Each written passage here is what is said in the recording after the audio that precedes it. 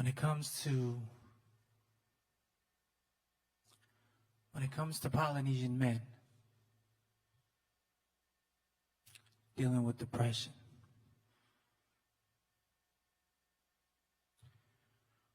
we're hidden in plain sight as we grapple with life. Forced to hide behind cultural constructs of what a man is supposed to be. Forced to carry this vitality type. To us, the term safe space, it's just a mythical land which I guess makes us fictional characters, but fiction can be sadly substituted for reality the day tragedy strikes. Depression is a shapeshifter. It can look like a football player who's a 5-star athlete to a bodybuilder who just got tatted with a tribal sleeve last week. It can look like your favorite reggae artist. You know, the one that's known for bringing full crowds to spots. It can even look like that one kid known for smiling all the time. You know, the one that loves to clown a lot. It can look like a loving father with 5 kids, a beautiful wife riding in a new coupe. Can even look like a gangbanger, whether you bang Crip or you sue Whoopsie. Depression has many faces. And whenever we throw out hints so often, we get dismissed. And I don't mean it persists, but you never know the face of depression until the day we may cease to exist. Depression as a Polynesian man,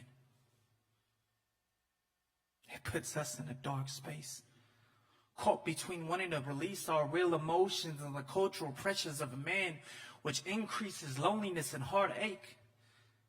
But we keep to ourselves to avoid being objectified or disapproved, which creates this electrifying move, which often seems to have us stuck between the rock and a hard place. So we dig a deeper hole for ourselves in a grave of loneliness that has us stuck as if time stopped.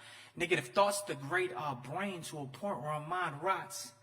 But that pain we hide it well, become imposters, king of lion like Mufasa, just so we can avoid the idea of getting our pride rocked.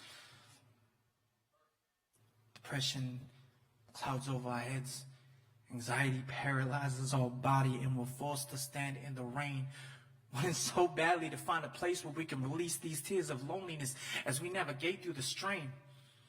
But our culture has no place for us to release these dark thoughts without people judging, minimizing, or invalidating our pain. So to avoid all that commotion and all your preconceived notions, we suffer in silence, lost in the city of our minds, not knowing what streets to take, and we carry on like Chris Brown and Drake, and we just roam with no guidance. And I'm beside myself without no guidance or help, which often leaves our Polynesian kings dying in silence because of silence itself.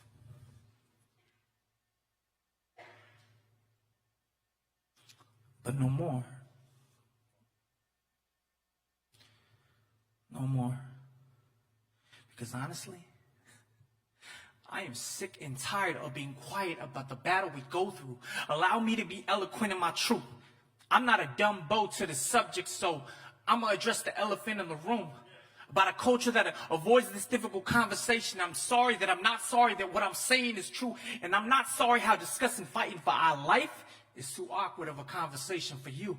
Because we created a culture where male vulnerability is shunned, which is toxic, absurd thoughts, blindfolding ourselves to suicide, putting our cries for help inside of a bird box, sometimes dealing with unresolved family history, causing us to look at ourselves with vast shame. We sweep it under the rug because instead of saving your kid from a lifetime of trauma and depression, we'd rather save the reputation of a last name. Putting us in a vulnerable position due to these culpable conditions, and we exchange short-term discomfort for long-term dysfunction, and we tell the next generation that's just the culture we live in. But I ain't with that. I ain't trying to perpetuate this cycle. I'm trying to change the situation. I want our people to navigate this issue, put you up on game. If it requires more education to get more clarification, I hope you hear what I'm stating. I'm trying to renovate this culture we live in. Like, this is gentrification. See this? This is for the fellas that are fighting in silence, who see no end on the outset, like draining the battery down to the last 2%. This is to show you your voice is an outlet, to show you that the fact that you're still on this earth means your purpose in life is not done, and that there's more courage found in a man that can admit their weaknesses than a man who fronts like he ain't got none. See this?